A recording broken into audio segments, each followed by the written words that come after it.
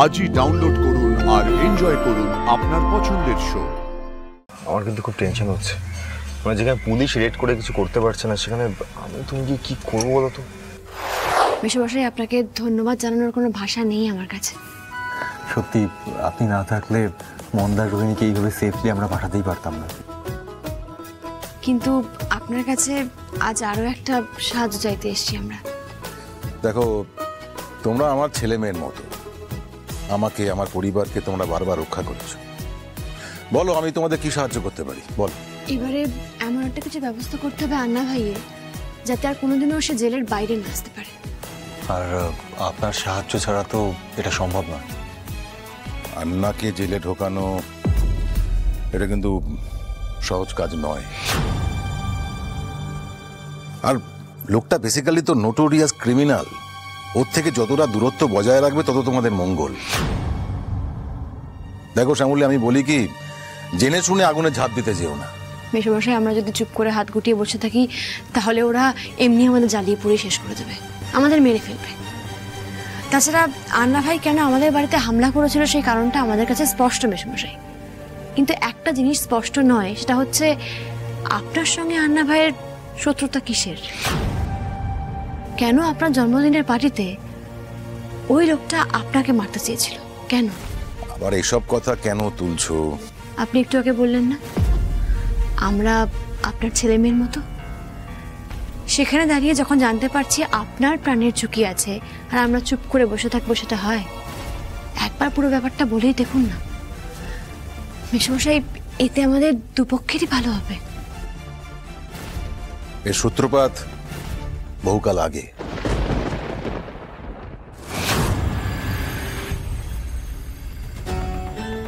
শ্যামলী আর দাদাভাই নেই, আমাকে এই সুযোগটাই কাজে লাগাতে হবে।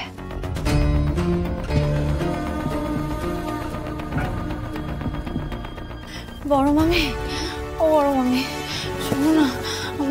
কি হয়েছে? তুমি এরকম করছো কেন? তৃষা, শরীর খারাপ লাগছে নাকি? বসো বসো বসো। হ্যাঁ, মানে কি হয়েছে? কি বলো তো, কিরকম না গা গোলাচ্ছে, বমি বমি পাচ্ছে, জানো তো, পেটটাও ব্যথা করছে। বড় মামি, আমার না খুব টেনশন হচ্ছে। আমার সন্তানের কিছু হবে না তো? বলো। টেনশন করো না, এটা খুব নর্মাল, এই সময় সবার হয়। তৃষা, তুমি ওয়াশরুমে যাবে? হ্যাঁ, না না, নিয়ে যাবো ওয়াশরুমে। এরকমই হচ্ছে, বমি ঠিক হচ্ছে না। কিছু মনে না করলে একটা রিকোয়েস্ট করবো। বলো না। আমাকে একটু লেবু জল বা নুন চিনি যা খুশি আমাকে একটু বানিয়ে দিতে পারবে? আমি নিজেই যেতাম, কিন্তু আমার। আরে তুমি নিজে যাবে কেন? বাড়িতে এত জন থাকতে তুমি কেন করবে এই সময়? আমি এক্ষুনি গিয়ে নিয়ে আসছি। হ্যাঁ, একটু বসো।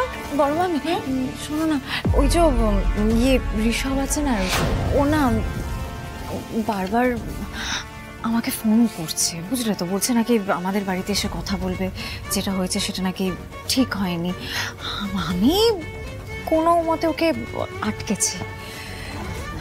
থ্যাংক ইউ তৃষা, তুমি বসো, আমি জলটা নিয়ে আসছি। হ্যাঁ,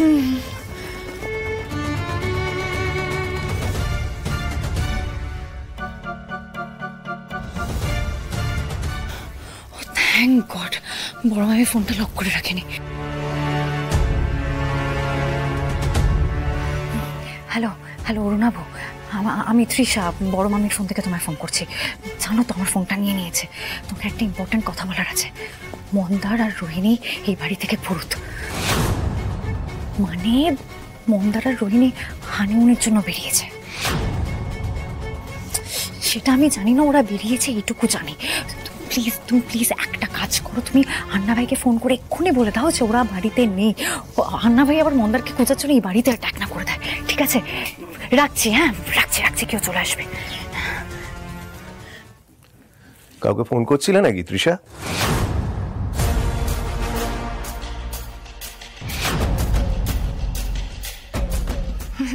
না না বড় মামা, আমি আবার কার সাথে ফোনে কথা বলবো? ফোনই নেই আমার কাছে। আমার শরীরটা ভালো লাগছিল না দেখে ওই বড় মামির সঙ্গে একটু দেখা করতে এসেছি।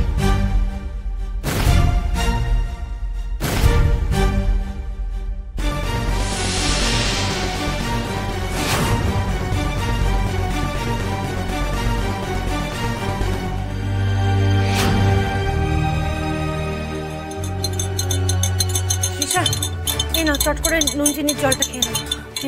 থ্যাংক ইউ মামি, থ্যাংক ইউ। আর শোনো না, তোমার শরীরটা খারাপ লাগলে তুমি এখানেই শুয়ে পড়ো, কেমন? আমি আসছি। হ্যাঁ সূর্য, তোমার চাটা নিয়ে আসছি আমি।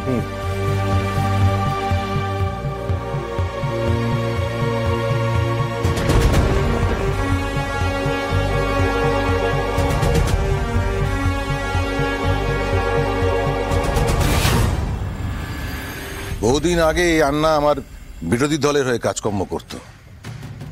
তখন ওপরে ওপরে রবিনুর ইমেজ বজায় রাখলেও ভেতর ভেতর ও ছিল ইল্লিগাল কাজের গুরু।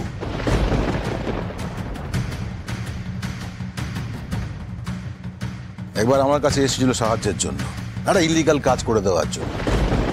কিন্তু আমার নামও দেবরঞ্জন ব্যানার্জি। কোনোদিন কোনো অন্যায় কাজ করিনি, করতেও দিইনি।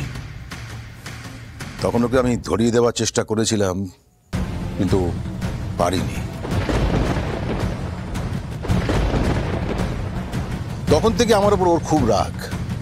হ্যাঁ, এর মধ্যে কয়েকবার রেষারেষি করেছে, কিন্তু খুব একটা সুবিধা করে উঠতে পারিনি।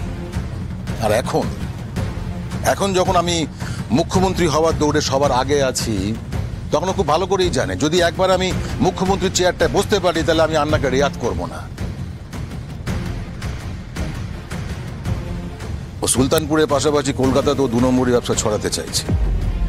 আর ও যদি আমাকে সরিয়ে দেয়, তাহলে ওর পথে আর কোনো কাঁটা রইল না। বুঝতে পেরেছি। মানে আন্না ভাইয়ের যে সুলতানপুরে আগ্নেয়াস্ত্র ব্যবসা রয়েছে, এরকম সেটা 2 আমরা নম্বরী ব্যবসার হাজারটা রয়েছে, খোঁজও শেষ করতে পারবে না। ও সুলতানপুরে একটা আশ্রম চালায়, সেই আশ্রমের মাধ্যমে ও নানান রকম 2 নম্বরী কাজকর্ম করে বেড়ায়। আশ্রমের 2 নম্বর কাজ কি বলছেন কি বসে? মানে পুলিশ জানে? মানে পুলিশ কোনো স্টেপ নিচ্ছে না কেন? স্টেপ? গোটা গ্রামবাসী আন্না 2 নম্বরী কাজের সঙ্গে যুক্ত। ওরা এমন ভাবে কাজটা করে, পুলিশ যখন রেড করতে যায়, খানা তল্লাশি করতে যায়, কিছুই খুঁজে পায় না। অনেকবার হয়েছে এটা। তাহলে বুঝতে পারছো তো শ্যামলী, আন্নাকে শেষ করা সহজ কাজ নয়। দেখো, আসার কথা এই যে পুলিশ এখনো হাল ছাড়েনি, ওরা সব রকম ভাবে চেষ্টা করছে। যাই হোক, আমি তোমাদের বাড়ির সিকিউরিটি বাড়াবার বন্দোবস্ত করে দিচ্ছি।